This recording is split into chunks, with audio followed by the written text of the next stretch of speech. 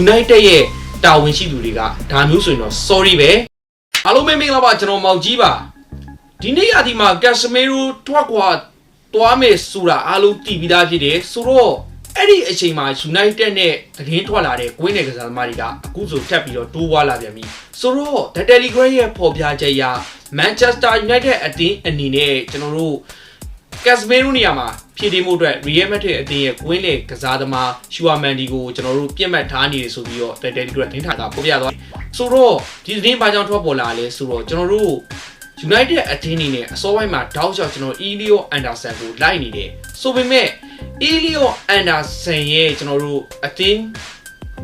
ကသူ့ရဲ့တန်ရာတန်ကြီးထက်ပိုပြီးတော့လိုချင်လာတယ်။ဘာဖြစ်လို့လဲဆိုတော့ဒီကစားသမားကို Man City တို့ဒီ United အသင်းတို့ကစိတ်ဝင်စားနေတယ်ဆိုတာကိုသိရတဲ့နောက်မှာသူ့ကစားသမားရဲ့တန်ရာတန်ကြီးထက်ပိုပြီးတော့လိုချင်လာတဲ့နောက်မှာ United ရဲ့တာဝန်ရှိသူတွေကဒါမျိုးဆိုရင်တော့ sorry ပဲတန်ရာတန်ကြီးပဲပေးနိုင်မယ်တန်ရာတန်ကြီးမဟုတ်ရင်လုံးဝစိတ်ဝင်စားဘူးဆိုတဲ့သဘောမျိုးနဲ့ဒီကစားသမားကိုတဖြည်းဖြည်းနဲ့လက်ရှောင်လာတဲ့သဘောမျိုးပဲဆိုတော့ United အသင်းအနေနဲ့ Real Madrid ရဲ့ကျွန်တော်ကွင်းလေကစားသမား Tchouaméni တို့ကကျွန်တော်တို့ပေါင်69တန်း80ပေါ့နော်တန်း90လောက်ထိပေးပြီးတော့ခေါ်ယူပဲရှိတယ်ဒါပေမဲ့ Real Madrid အသင်းအနေနဲ့လည်း Tchouaméni ကိုဒီတိုင်းတော့လက်လွတ်မှာမဟုတ်ဘူး Man City ကွင်းလေကစားသမား Rodrigo ခေါ်ယူနိုင်ခဲ့မယ်ဆိုလို့ရှိရင်တော့ဒီ Tchouaméni ကိုလက်လွတ်ပွဲရှိတယ်ဆိုပြီး The Telegraph ကဖော်ပြသွားတယ်နောက်တစ်သတင်းတစ်ပုဒ်ကလည်း United အနေနဲ့ကွင်းလေကစားသမားပဲဒါပေမဲ့သူ AFC ဘုံပေါက်ကကျွန်တော်တို့ Alex Scott ကိုခေါ်ယူဖို့ထပ်ပြီးတော့စိတ်ဝင်စားတယ်ဆိုတဲ့သတင်းတစ်ပုဒ်ပဲဒီနှစ်ယောက်စလုံးကကျွန်တော်တို့ဘာကြောင့်ဒီကျွန်တော်ခုနပြောတဲ့ Elliot Anderson ကြောင့်ပဲပို့ Elliot Anderson ရဲ့ဒီဈေးတပြည့်ပြည့်နဲ့ဗျာဈေးပို့ပြီးတော့သူ့ရဲ့တန်တန်ကြီးတဲ့ပို့ပြီးတော့လိုချင်နေတဲ့အသင်းကြောင့်ပဲ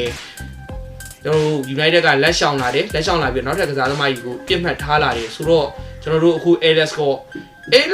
ကို United အသင်းကကျွန်တော်တို့အနည်းဆုံးပေါင်45တန်းပေးပြီးတော့ခေါ်ယူဝယ်ရှိတယ်ဆိုပြီးတော့လည်းထပ်ပြီးတော့သတင်းတွေမှာဖော်ပြထားတယ်ဆိုတော့ United အသင်းအနေနဲ့ကျွန်တော်တို့ Tchouaméni နဲ့ကျွန်တော်တို့ Alex Scott နှစ်ဦးရဲ့ဘသူ့ကိုရွေးချယ်မှာလဲဆိုတော့ Tchouaméni ကကျွန်တော်တို့ defensive midfielder ကျွန်တော် Alex Scott ကကျတော့အဲ့လိုမဟုတ်ဘူးသူကဘသူနဲ့သွားပြီးစင်တူလဲဆိုတော့ Bruno Fernandes နဲ့ပို့ပြီးတော့သွားပြီးစင်တူတယ်သူကကျွန်တော်တို့ဘောလုံးခွင့်ရည်တွေဖန်တီးပေးတယ်ပြီးလို့ရှိရင်ကျွန်တော်တို့ long ball တွေ long pass တွေပေးပြီးတော့ဒီကစားသမားကအဲ့လိုကစားတဲ့ကစားသမားကိုယ့်ရဲ့ area မှာကျွန်တော်တို့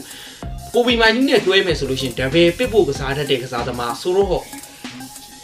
United အသင်းအနေနဲ့တကယ်လို့ Alex Scott ကိုခေါ်ယူမယ်ဆိုလို့ရှိရင်ခံစစ်ကိုကျွန်တော်တို့စင်းပူတာတို့ဘာလို့ဆိုလို့ရှိရင်တော့ Alex Scott ကအနည်းငယ်ကျွန်တော်တို့ Tchouaméni လောက်ကောင်းမှာမဟုတ်ဘူး Tchouaméni ဟိုခေါ်ယူနိုင်ခဲ့မယ်ဆိုလို့ရှိရင် United အသင်းအနေနဲ့ကျွန်တော်တို့ခံစစ်ကိုစင်းပူတဲ့နေရာမှာဒီ Tchouaméni ကတကယ်ကိုကောင်းတဲ့ကစားသမားတစ်ဖက်သင်းရဲ့ကျွန်တော်တိုက်စစ်စင်လာမှုတွေကိုဖျက်တောက်တဲ့နေရာမှာကောင်းတဲ့ကစားသမားဆိုတော့ Alex Scott ကတော့အဲ့လိုတော့မဟုတ်ဘူးဒါပေမဲ့ Alex Scott ကခွင့်ရည်တွေဖန်တီးပေးနိုင်တယ်ပြီးလို့ရှိရင်ကွင်းလဲကိုတီတီငင်ငင်နဲ့ထိန်းချုပ်ပြီးကစားနိုင်တယ်ကျွန်တော်တို့က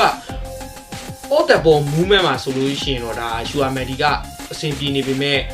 ကျွန်တော်တို့ဘောလုံးကင်ထားတဲ့အချိန်မှာဆိုလို့ရှိရင်တော့ Alex Scott ကပိုပြီးအဆင်ပြေတယ် Alex Scott ကအခုမှအသက်22နှစ်ပဲရှိသေးတယ်45တန်းနဲ့ရမယ်ကစားသမားဒါပေမဲ့ကျွန်တော်တို့ဒီဘက်က Tchouaméni ကတော့အသက်20နဲ့6နှစ်ရှိသွားပြီဒါပေမဲ့ဒီကစားသမားကိုခေါ်ရင်အနည်းဆုံး69တန်းလောက်ထိသုံးရဖို့ရှိတယ်69တန်း90ပေါ့ဗျာเนาะ300တပို့ရှိတယ်ဆိုတော့ United တာဝန်ရှိသူတွေနဲ့ဘယ်သူကိုခေါ်သွားမှာလဲဘယ်သူက United ကိုရောက်လာမှာလဲခင်ဗျားတို့ကအဲ့ဒီကစားသမား2ယောက်တည်းကဘယ်သူကိုပို့ပြီးသဘောကျလဲကျွန်တော် comment တွေမှာဆွေးနွေးပေးခဲ့နိုင်ပါတယ်ကျွန်တော်မောင်ကြီးပါတာရှမ်းပြည်ဝန်ကြီးရဲ့လေးကိုပိုင်ဆိုင်နိုင်ကြပါလိမ့်ဗျာ